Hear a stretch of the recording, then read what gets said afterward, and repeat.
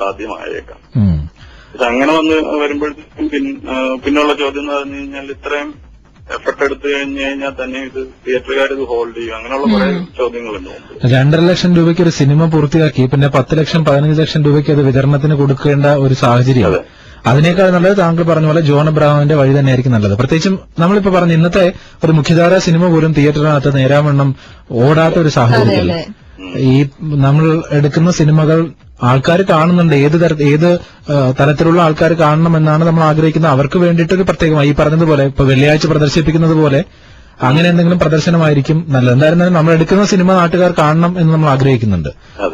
അത് തിയേറ്റർ വഴിയാണോ മറ്റേതെങ്കിലും മാർഗം വഴിയാണോ എന്നുള്ളത് ചിന്തിക്കുക. എന്തായിരുന്നാലും അധികം ചെലവില്ലാതെ തന്നെ സിനിമ കാണിക്കണം എന്നുള്ളതാണ് ഞാനും ആഗ്രഹിക്കുന്നത്. ഈ പറഞ്ഞ വളരെ ചുരുങ്ങിയ ചെലവിൽ സിനിമ എടുത്തതിന് ശേഷം അതിന്റെ 10 15 ഇരട്ടി തുക കൊടുത്ത് വിതരണത്തിന് നൽകി ഒടുവിൽ കാണാൻ ആൾക്കാരില്ലാത്ത ഒരു സാഹചര്യം ഉണ്ടാവരുതല്ലോ.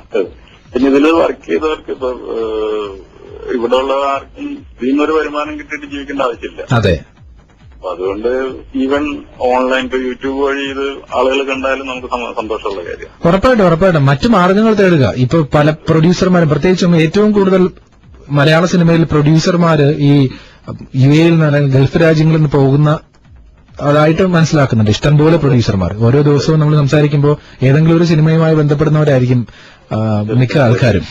അപ്പൊ അതുകൊണ്ട് എനിക്ക് തോന്നുന്നു അങ്ങനെ ഒരു കൂട്ടായ്മ തന്നെ ഇവിടെ രൂപീകരിക്കാനുള്ള ശ്രമമുണ്ട്. ഇവിടെ നിന്ന് പോകുന്ന പ്രൊഡ്യൂസർമാർ അല്ലെങ്കിൽ പണം മുടക്കുന്നവരുടെ ഒരു കൂട്ടായ്മ തന്നെ ഇവിടെ രൂപീകരിക്കാനുള്ള ശ്രമമുണ്ട്.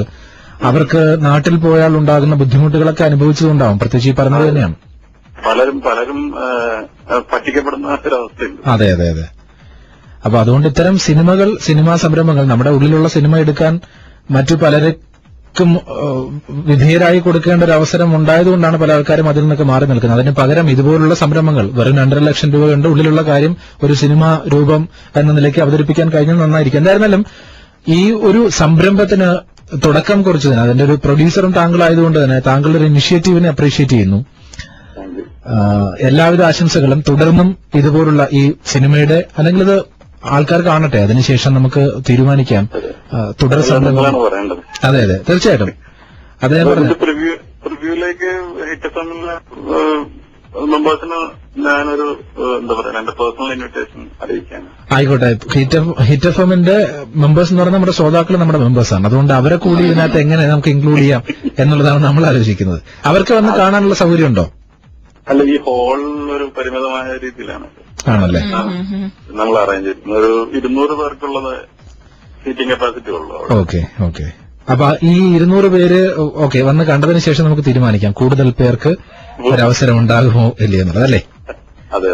അപ്പൊ എന്തായിരുന്നാലും എല്ലാവിധ ആശംസകളും. നമുക്ക് സിനിമയ്ക്ക് ശേഷം വീണ്ടും സംസാരിക്കാം. Thank you mister Satish. യതി എന്ന് പറയുന്ന ഒരു സിനിമ സംരംഭത്തെക്കുറിച്ചാണ് പറഞ്ഞത്. അപ്പം ഇങ്ങനെയും സിനിമകൾ ഉണ്ടാകുന്നുണ്ട് എന്ന് മനസ്സിലായില്ല. അത് ശരിയാണ്. കാര്യം പലപ്പോഴും ഉണ്ടല്ലോ നാട്ടിൽ നിന്ന് നാട്ടിലത്തെ ആൾക്കാർ